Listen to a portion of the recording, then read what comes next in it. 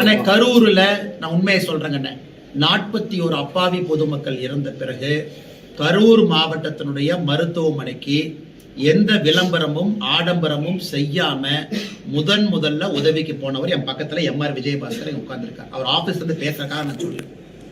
உடனடியா போன பாரதிய ஜனதா கட்சியினுடைய தலைவர் தொண்டர்கள் இங்க இருக்கிறார். உடனடியா போனவன் செந்தில் பாலாஜி எப்படி வந்தாரு? 10 ஆம்புலன்ஸ் எடுத்துக்கிட்டு திமுக மருத்துவ அணி அப்படின்னு போஸ்ட் அடிச்சு ஒட்டிக்கிட்டு வந்து போட்டோ எடுத்து ஹாஸ்பிட்டல் போறதெல்லாம் லைவ் கவரேஜ் பண்ணி நடக்க நான் தான் ஃபர்ஸ்ட் போனேன்னு சொல்லி விடிய முதலமைச்சரை கூட்டிட்டு வந்து இன்னைக்கு நீங்க பாருங்க, தூத்துக்குடி விளாத்தி குளத்துல அந்த சகோதரியினுடைய போஸ்ட்மார்ட்டம் ரிப்போர்ட் இன்னும் நமக்கு வரல. இந்த போஸ்ட்மார்ட்டம் பண்ணாங்க, முழுசா பண்ணல, எப்படி பண்ணல, இப்படி பண்ணல, இன்னும் வரல. ஆனா ஒரே நாள்ல நள்ளிரவுல அண்ணன் எடப்பாடி பழனிசாமி அவர்கள் காலையில எம்ஆர் விஜயபாஸ்கர் அவர்கள் காலையில கூட்டிட்டு வர்றாங்க. கொஞ்ச நேரத்துல செந்தில்நாதன் அண்ணன் என்னையை கூட்டிட்டு வர்றாங்க. அதுக்கு முன்னாடி ஒருத்தருடைய சடலம் இருக்கக்கூடாது என்பதற்காக விடிய உடல் கூராய்வு செய்து 3:30 மணி 4 மணிக்கு எல்லாத்தையும் கூட்டிட்டு போயிட்டு துபாயில இருந்து பிரைவேட் ஜெட்ல உதயநிதி வந்தார். உதயநிதி எங்கிருந்து வந்தாருன்னா துபாயில இருந்து பிரைவேட் ஜெட்ல வந்தார். திரும்ப அதே பிரைவேட் ஜெட்ல துபாய்க்கு போனார். இதெல்லாம் பார்த்தா நமக்கு சந்தேகம் வரலையாங்கன்னா, எந்த ஒரு போலீஸ்மேன், ஒரு காமன் சென்ஸ் இருக்கக்கூடிய ஒரு போலீஸ் அதிகாரி, கொஞ்சம் கிரைம் நாலேஜ் இருக்கக்கூடிய போலீஸ் அதிகாரி, காமன் சென்ஸ் இருக்கிறவங்களுக்கு சந்தேகம் வராதாங்கன்னா, எங்கேயாச்சும் விஜயபாஸ்கர் அண்ணன் போய் நான் தான் ஃபர்ஸ்ட் போனேன், நான் தான் பண்ணேன் அப்படின்னு சொன்னாரா? காப்பாற்றுவதற்காக இவர்கள் எல்லாம் பாடுபட்ட பொழுது விளம்பரம் செய்து கொண்டிருந்த செந்தில் பாலாஜி, சரி 10 ரூபா பாலாஜி என்று சொன்ன பிறகு செருப்பு எங்கிருந்து வந்துச்சு? கரூர்ல தானே வந்துச்சு. அதன் பிறகு செந்தில் பாலாஜியினுடைய நடவடிக்கை முன்னும் பின்பும். இவங்க போய் எனக்கு பர்மிஷன் கேட்கிறாங்க, விஜய் அவங்க கட்சியில சம்பந்தமே இல்லாத இடத்துல இங்க வந்து கொடுக்கறாங்க. அதுல திமுகவினுடைய முன்னாள் அமைச்சருக்கு சம்பந்தம் இல்லைன்னு நினைக்கிறீங்களா? அதனால செந்தில் பாலாஜி அவர்களை கண்டிப்பா சிபிஐ விசாரணை பண்ணணும். நாளைக்கு போறாரு. ஆனா ஒரு வாரமா பதறிட்டு இருக்காரு. என்ன தெரியல, ஒரு வாரமா ரொம்ப பதறாரு. பத்திரிகையாளர் நீங்க கேள்வி கேட்டா சலன் உங்க மேல பாயறாரு. நீங்க ஏதாச்சும் இந்த மாதிரி கேள்வி கேட்டா மூஞ்சி ஒரு மாதிரி வச்சுக்கிறாரு. அதனால சிபிஐ விசாரணைக்கு போயிட்டு வரட்டும், உண்மை வெளியே வரட்டும். முதல் கருத்து கணிப்பு அதிமுக வெற்றி பெறும். ஆனா சரியான கருத்து கணிப்பு. ஏன்னா அந்த மேட்ரிஸ் போல் அவங்க பீகார்ல ரொம்ப அக்யூரேட்டா ப்ரெடிக்ட் பண்ணாங்க. ஆனா பீகார் எலெக்ஷனை பொறுத்த வரைக்கும் ப்ரெடிக்ட் பண்ணவங்க எல்லாமே தவறு. ஆனா பீகார்ல லேண்ட்ஸ்லைடு வின்.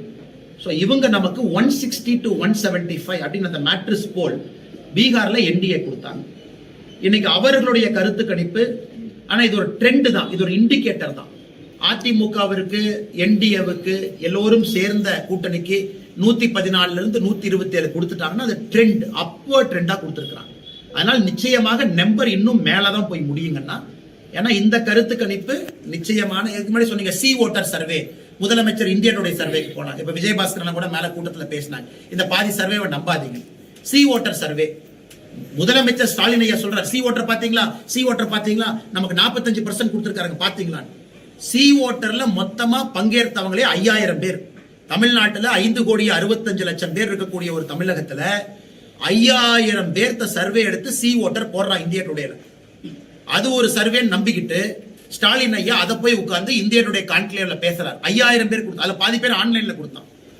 அதனால தமிழகத்துல இன்னைக்கு வந்திருக்கக்கூடிய சர்வே ஒரு நம்பகத்தன்மை வாய்ந்தது. காரணம், இதற்கு முந்தைய சர்வே வந்த மாதிரி இது ஒரு ட்ரெண்ட் மட்டும்தான். இது கண்டிப்பா ஒரு அப்வர்ட்ல போய் தான் நிற்கும். இது ஒரு ட்ரெண்ட், மேல போகுதுன்னு காட்டுது. நிச்சயமா ஒரு மிகப்பெரிய வெற்றி நமக்கு கிடைக்கும். அதனுடைய ஆரம்ப கட்ட சர்வேவாகத்தான் அதை நான் பார்க்கிறேன். நமக்கு தெரியும், கரூர் மாவட்டத்தை பொறுத்தவரை எப்பொழுதுமே இதற்கு முன்பு அமைச்சராகவும் இருந்து பதவியில் இருந்தாலும் இல்லாட்டியும் தொடர்ந்து மக்களுக்கு ஒரு சட்டமன்ற உறுப்பினர் செய்யக்கூடிய எல்லா பணியும் அண்ணன் எம்ஆர் விஜயபாஸ்கர் அவர்கள் தொடர்ந்து செஞ்சுக்கிட்டு வர்றாங்க.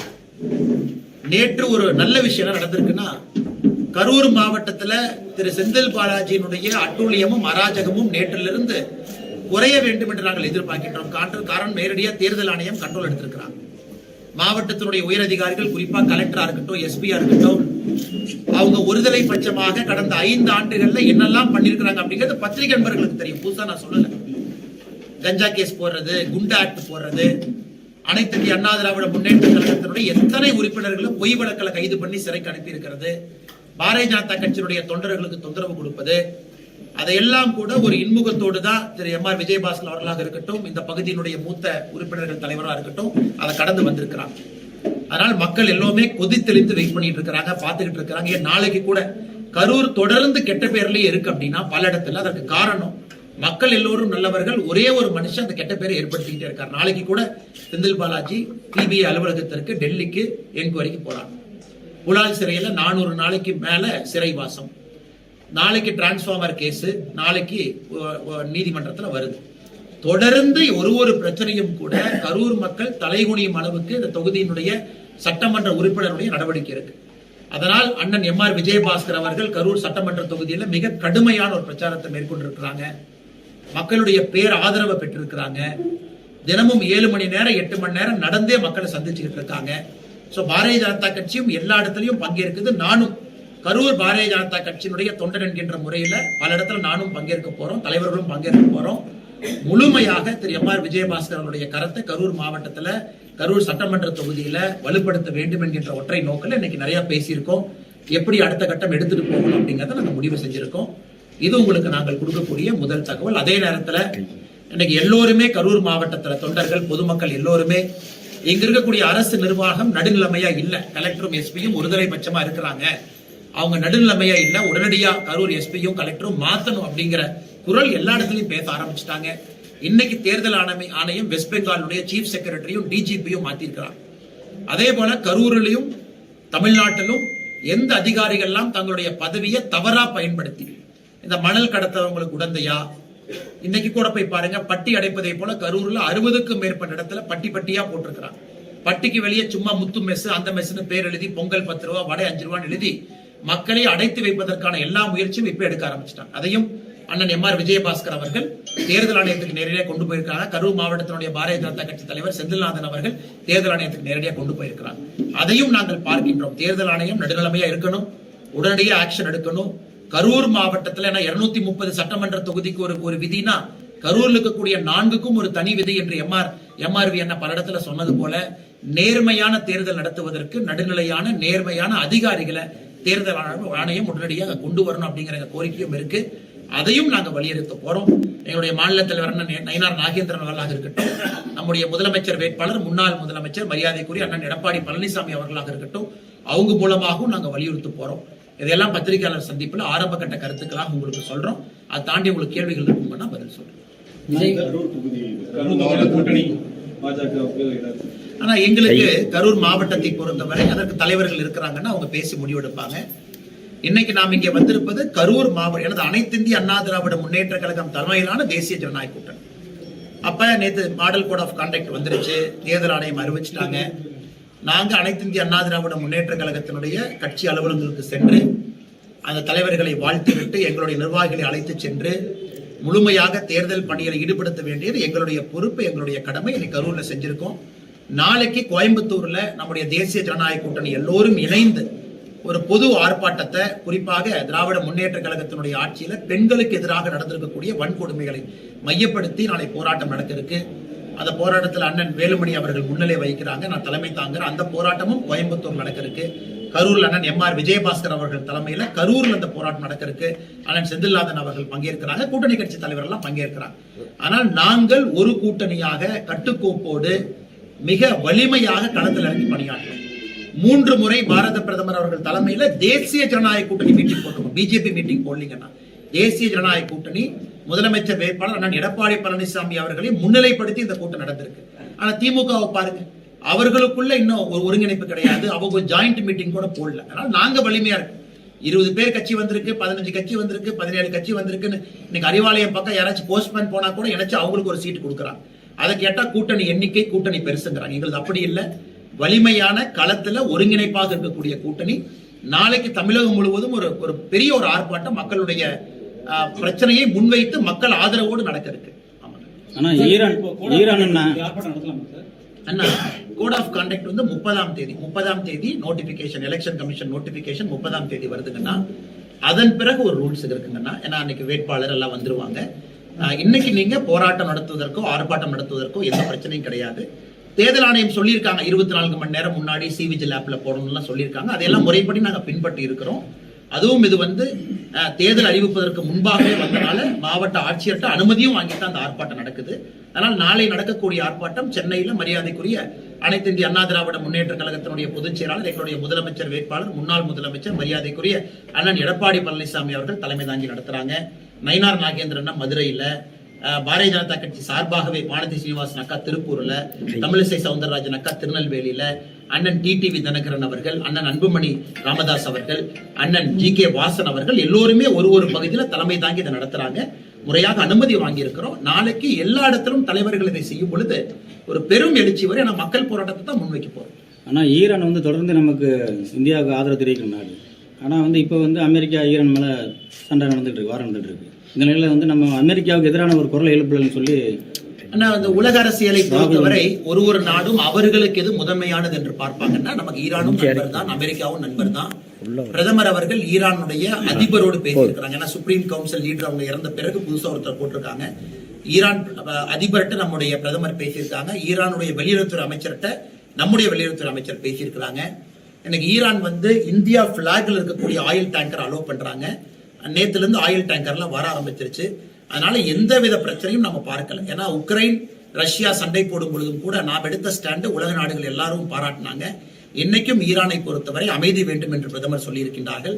இந்த காங்கிரஸ்காரங்க தேவையில்லாம இன்னைக்கு காங்கிரஸ்காரங்க கரூர்லயும் பார்த்தோம், கேஸ் சிலிண்டரை வைத்து ஆர்ப்பாட்டம் பண்ணக்கூடிய ஒரு காங்கிரஸ்காரங்க வீட்டுல கேஸ் சிலிண்டர் இல்லைன்னு யாராவது சொன்னாங்களா? எல்லா காங்கிரஸ் கட்சியாக இருந்தாலும் எல்பிஜி புக் பண்ணி 2.5 days டெலிவரி வந்துடும் மேக்சிமம். ரூரலுக்கும் அர்பனுக்கும் வேற டைம் கொடுத்திருக்கோம். யாருக்கும் தட்டுப்பாடு கிடையாது. கமர்ஷியல் சிலிண்டர் 2 நாள் இருந்த பிரச்சனையும் இன்னைக்கு சரியாயிருச்சு. நீங்க ஹோட்டல் போய் பாருங்க, எந்த ஹோட்டல்லையும் பிரச்சனை இல்லை. அதனால இல்லாத பிரச்சனை அவங்க 5 ஆண்டு காலமாக செய்திருக்கக்கூடிய சாதனையை சொல்ல தெரியாம பொய்யான விஷயத்தை சொல்லி பிரச்சாரம் பண்றாங்க. அதுவும் தோற்றுவிட்டது. தேர்தல் ஆணையம் தமிழக அளவுல அங்க சிறப்பா செயல்பட்டு கரூர் மாவட்டம் மட்டும் பிரச்சனை ஆனா கரெக்டுங்கன்னா அது எம்.ஆர். விஜயபாஸ்கர் அண்ணனை பொறுத்தவரை இன்னைக்கு நீங்க பாருங்க, எங்கேயும் இல்லாத அநியாயத்தை ஒரு படம் பிடிச்சு காட்டுறாரு. 60 இடத்திற்கு மேல பட்டி போட்டிருக்காங்க. 60 இடத்தையும் டாக்குமெண்ட் பண்ணிருக்காரு. 60 இடத்தையும் புகைப்படம் எடுத்து பட்டி போட்டு எப்படி ஈரோடு கிழக்கு தேர்தல்ல, இதற்கு முன்பு கரூர் பாராளுமன்ற தேர்தல்ல, இதற்கு முன்பு கரூர் சட்டமன்ற தேர்தல்ல எப்படி மக்களை பட்டியல் அடைத்து வைத்தார்களோ அதே போல அடைத்து வைப்பதற்கான ஆயத்த பணி 70 இடத்துல போட்டிருக்காங்க. 70 இடம் கிட்டத்தட்ட. அதையெல்லாம் படம் பிடித்து சிவிஜில் ஆப்ல அப்லோட் பண்ணி தேர்தல் ஆணையத்துக்கு போயிருக்கு. அதனால நாங்க நம்புறோம். நேத்து தான் model code of conduct election commission கண்ட்ரோலுக்கு வந்திருக்கு. நிச்சயமா இன்னைக்கு அதிகாரிகள் ஸ்பாட்ல போய் பார்ப்பாங்க, கண்டிப்பா ஆக்ஷன் எடுப்பாங்க. அதனால தான் நாம் சொல்லுகின்றோம், இதுவரை நேர்மையாக கரூர் மாவட்டத்தில் அதிகாரிகள் இல்லை. வெஸ்ட் பெங்கால்ல ஏன் சீஃப் செக்ரட்டரியும் டிஜிபி இன்னைக்கு காலையில மாத்திருக்காங்க. அதனால தேர்தல் ஆணையத்துக்கு எல்லா அதிகாரமும் இருக்கு. அதனால் கரூரை பொறுத்தவரை நாங்க முறைப்படி எப்படி சொல்லணுமோ அதை சொல்ல போறோம், ஆதாரத்தோடு சொல்ல போறோம். இன்னைக்கு பாருங்க, மணல் கொள்ளையை தடுக்க போன ஒரு முன்னாள் அமைச்சரின் மீது எஃப்ஐஆர் போடுறாங்கன்னா எந்த அளவுக்கு இங்க சட்டம் ஒழுங்கு பாதிக்கப்பட்டிருக்கு நீங்க சொல்லுங்க. முன்னாள் அமைச்சருடைய குடும்பத்தின் மீது பொய் வழக்கு போட பாக்குறாங்க, ஒரு ஃபேக் போலீஸ் ரிப்போர்ட்டை ஜெனரேட் பண்றாங்க. அதனால் கரூரை பொறுத்தவரை இந்த முறை மக்களுக்காக பணியாற்றக்கூடிய, இந்த பகுதியில் தொடர்ந்து உழைக்கக்கூடிய, நமக்கு எல்லாம் அமைச்சராக இருக்கும் பொழுது பெருமை தேடி கொடுத்த அண்ணன் எம்.ஆர். விஜயபாஸ்கர் அவர்கள் வெற்றி பெற வேண்டும் என்று எல்லோரும் ஒருமித்த கருத்தில் இருக்கும். ஏன்னா இந்த மோசமான விஷக்கிருமித்தனமான அரசியலை கரூர்ல திரு செந்தில் பாலாஜி ஆரம்பித்து எல்லா இடத்துக்கும் கொண்டு போக பாக்குறாரு. அது கரூர்லயே திரும்ப முடிவு பெற வேண்டும். விஜய் அவர்கள் கூட்டணியை பொறுத்தவரை நான் ஏற்கனவே சொல்லியிருக்காங்கன்னா, நாங்களாம் எங்கேயும் சொல்ல, அதிகாரப்பூர்வமாக திரு எடப்பாடி பழனிசாமி அண்ணன் அவர்கள் நேத்து சொன்னாரு, முந்தானத்து சொன்னாரு, யாரும் பேச்சுவார்த்தை நடத்தவில்லை, அதோடு முடிந்ததாகத்தான் நாங்கள் பார்க்கின்றோம். இன்னைக்கு டிவிகே கட்சியில நீங்க கேட்கணும், இன்டர்னல் மீட்டிங் போட்டது அவங்க, வீடியோ கான்பரன்ஸ்ல வந்தது அவங்க, பேசினது அவங்க. அதனால எங்களை பொறுத்தவரை எங்களுடைய கூட்டணியினுடைய தலைவராக இருக்கக்கூடியவர், முதலமைச்சர் வேட்பாளராக இருக்கக்கூடியவர், அவர் சொன்ன கருத்து தான் இறுதி கருத்தாக நாங்கள் பார்க்கின்றோம். இன்னைக்கு கட்சி என்னை பிரச்சாரம் பண்ண சொல்லியிருக்காங்கன்னா, இப்ப அண்ணன் எம்.ஆர். விஜயபாஸ்கர் வெற்றி பெறுவதற்கு ஒரு தொண்டனாக உழைக்க வேண்டும் என்று சொல்லியிருக்கின்றார்கள். அந்த வேலையை செய்யறாங்கன்னா நாளை கட்சி என்ன சொல்லுதோ அதை செய்வோம். தேசிய ஜனநாயக விஜய்க்கு 50 சீட் வருதுங்களா? காலையில டெல்லியில் தலைமையில் பேசிட்டு அண்ணா, அண்ணன் எடப்பாடி பழனிசாமி அவர்கள் சொல்லியிருக்கக்கூடிய கருத்து இறுதி கருத்துங்கண்ணா. காரணம், இந்த கூட்டணியை அவர் லீட் பண்றாரு. எங்களுடைய முதலமைச்சர் வேட்பாளர் அவர். அதிக இடத்துல அனைத்து இந்திய அண்ணா திராவிட முன்னேற்ற கழகம் நிக்க போறாங்க. அப்படி இருக்கும் பொழுது எடப்பாடி பழனிசாமி அவர்களுடைய முடிவு தான் எல்லோருடைய முடிவும் கூட. அதனால் இதுல நான் தனியா ஒரு கருத்து சொல்ல விரும்பலீங்கன்னா, நேற்று முன்தினம் அவர் சொன்ன கருத்து தான் ஒரு இறுதி கருத்தாக நான் பார்க்கின்றேன். அதன் பிறகு ஏதாச்சும் மாற்றம் இருக்குன்னா ஆனால் எடப்பாடி பழனிசாமி அவங்க சொல்லுவாங்க. ஆனா நீங்க தமிழக வெற்றி கழகத்தை பத்தி பேசுறீங்க, மீட்டிங் நாம யாரும் கூப்பிடல, நம்முடைய மாவட்ட செயலாளர்கள் மீட்டிங்க்கு நாங்க யாரும் கூப்பிடலீங்கன்னா, அனைத்து இந்திய அண்ணா திராவிட கழகத்தினுடைய மாவட்ட செயலாளர்களோ பாரதிய ஜனதா கட்சியினுடைய மாவட்ட செயலாளர்களோ நாங்க மீட்டிங் கூப்பிடல. தமிழக வெற்றி கழகம் மீட்டிங் கூப்பிட்டுருக்காங்கன்னா அவங்ககிட்ட தான் நீங்க கேட்கணும், எதற்காக மீட்டிங் கூப்பிட்டீங்க, என்ன முடிவு எடுத்திருக்கிறீங்க, யார் என்ன சொன்னாங்க. அதனால இல்லாத ஒரு விஷயத்தை நான் எப்படி பேச முடியுங்க? கூட்டணியில உங்களுக்கு கொடுத்தா ஆரோக்கியம் நினைப்பீங்களா, கோயம்புத்தூர் நினைப்பீங்களா? ஆனா நம்மை பொறுத்தவரை கூட்டணியில எல்லாரும் ஜெயிக்கணுங்கன்னா 234 ஜெயிக்கணும். நான் இன்னைக்கு சொல்லிட்டேன், கட்சி இந்த பொறுப்பு கொடுத்திருக்கு. இன்னைக்கு நாம எம்ஆர்வி அண்ணனோடு கைகோர்த்து கரூர்ல இருக்கோம். இந்த வாரம் அடுத்த வாரம் அண்ணனோடு நானும் ஜாயிண்ட் கேம்பெயினிங் கரூர்ல வரப்போறேன். அண்ணன் எங்க போறாங்களோ அவங்க ஸ்கெடியூலை பார்த்துட்டு நாங்க வரப்போறோம். தொண்டர்கள் எல்லாம் ஒன்றாக இருக்க போகின்றோம். நேரமும் காலமும் வரும் பொழுது பேசுவாங்கன்னா இன்னும் நோட்டிபிகேஷன் வர்றதுக்கு என்ன 14 நாள் இருக்குங்கண்ணா. 30ஆம் தேதி தான் நோட்டிபிகேஷன், ஃபர்ஸ்ட் டே ஆஃப் நாமினேஷனே வருதுங்கண்ணா.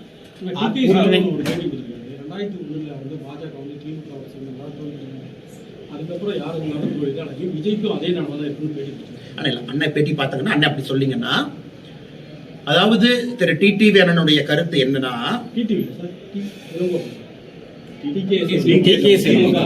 அண்ணா அவர் சொல்றதுல ஒரு கருத்தை எடுத்துக்கலாமாங்கண்ணா. திரு இளங்கோவன் அவர்களை பொறுத்தவரை அவர் ஒரு விஷயத்தை புரிஞ்சுக்கணும். நேத்திலிருந்து முந்தா நேத்திலிருந்து திராவிட முன்னேற்ற கழகம் ஒரு பதட்டத்தில் இருக்காங்க. அவங்க எப்படி ஜெயிக்க போறாங்க? கம்யூனிஸ்ட் கட்சி கூட்டணி பேச்சுவார்த்தையிலிருந்து கிட்டத்தட்ட வெளியே போயிட்டாங்க. திருமாவளவன் அவர்கள் கூட்டணி பேச்சுவார்த்தை பக்கம் வரவே இல்லை. இன்னும் எத்தனையோ கட்சிகள் அசமாதானத்தை வெளிப்படுத்துறாங்க, நாங்க வரவே மாட்டோம். அதையெல்லாம் கண்டுக்காம விஜய் எப்படி இருக்க வேண்டும், விஜய் எப்படி இருக்கக்கூடாதுன்னு அவருக்கு முழு நேரம் 24/7 அட்வைஸ் கொடுக்கிறது திமுகவுடைய வேலையா போச்சு. ஏன் திருமாவளவன் அவர்கள் அட்வைஸ் கொடுத்துட்டு இருக்காரு. 4 நாளைக்கு முன்னாடி திருமாவளவன் அவர்களை பொறுத்தவரை விஜய் RSS ஆள். நேத்து திருமாவளவன் அவர்களை பொறுத்தவரை விஜய் இந்த கூட்டணிக்கு வரக்கூடாது. அப்ப ஏதோ ஒரு முடிவெடுத்து திருமாவளவனை சொல்லட்டும். அது எப்படி 4 நாளைக்கு முன்பு RSS உறுப்பினராக இருக்கக்கூடிய விஜய் திருமாவளவனை பொறுத்தவரை எப்படி நேத்து வரக்கூடாதுன்னு ஒரு சொல்லுவாரு. அதனால எனக்கு தெரியலீங்கன்னா தேவையில்லாத கருத்துக்களை வைக்கிறாங்க. அதுல திரு இளங்கோவன் அவர்களுடைய கருத்தும் அந்த கருத்துல சேர்த்து தான் நாங்க பாக்குறோம். அப்படிங்கிற ஒரு இலக்கு வச்சிருக்கு. அது எப்போ இருக்கிறதுங்கன்னா 53,000 ஆனா இதுல கொஞ்சம் நிறைய பேத்துக்கு இதுல பிரச்சனை வர்றது கொஞ்சம் கஷ்டம் தாங்கன்னா பாவம். உதாரணத்துக்கு நேத்து கூட யாரோ என்கிட்ட கேட்கும் போது நானே சொன்னேன் 49,000 ரூபாய் கொண்டு போங்க. ஏன்னா இதை மாட்டி அவங்க நம்மளை விட்டா கூட அந்த ப்ரொசீஜர் நம்மளே கிட்டத்தட்ட 6-7 மணி நேரம் பண்ணி போடுறாங்க. இவங்ககிட்ட போய் கொடுத்து பேங்க்ல வித்ட்ரா பண்ண சலானை கொடுத்துன்னு. அதனால தேர்தல் ஆணையத்தை பொறுத்தவரை தமிழகத்துல எவ்வளவு பணப்புழக்கணும் உங்களுக்கு தெரியுங்கன்னா, என்னால அப்பாவி பொதுமக்களுக்கு பாவம் பிரச்சனை தான் இல்லைன்னு நான் சொல்ல. பல இடத்துல இந்த தப்பு பண்ற அரசியல்வாதிகள் லூப் ஹோலை பயன்படுத்தி எஸ்கேப் ஆயிடுறாங்க. அதனால பொதுமக்களுக்கும் எங்களுடைய அன்பான வேண்டுகோள், அடுத்த ஒரு 30-40 நாட்களுக்கு நீங்களும் கொஞ்சம் கேர்ஃபுல்லா போங்க. வித்ட்ராவல் ஸ்லிப்பை கையில வச்சுக்கோங்க. பொதுப்படையா 50,000 ரூபாய்க்கு மேல இருக்குன்னா வித்ட்ராவல் ஸ்லிப்போட போங்க. வித்ட்ராவல் ஸ்லிப் 50,000 கீழே இருக்கீங்கன்னா கேள்வி கிடையாது. 50,000 மேல இருக்குன்னா கேள்வி இருக்கு. வித்ட்ராவல் ஸ்லிப்போட கொண்டு போங்க. ஏன்னா அவங்க அந்த ப்ரொசீஜர்னு மாட்டிக்கிட்டோம்னா 3-4 மணி நேரம் ஆயிரத்து பணத்தை வெளியே கொண்டு வர்றதுக்கு. நிறைய பேர் இந்த குறிப்பா கரூர் பகுதியில் ஆட்டு வியாபாரம் பண்றவங்க, ஆடு விற்கிறவங்க, நீங்க சொன்ன மாதிரி தக்காளி வியாபாரம் பண்றவங்க, பலசரக்கு கடை வச்சிருக்கவங்க 1 லட்சம் 2 லட்சம் 5 லட்சம்னா நீங்க சாதாரணமா கொண்டு போறாங்க வியாபாரிகள். அதனால கொஞ்சம் நீங்க அந்த நேரத்துல கொஞ்சம் கவனத்தோடு போங்க.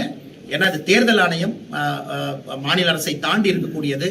மாட்டிக்கிட்டோம்னா ப்ரொசீஜர்ல எல்லாத்துக்கும் பிரச்சனை தான் அப்படிங்கிற தாழ்மையான கருத்தையும் இந்த நேரத்தில் பதிவு செய்யும்.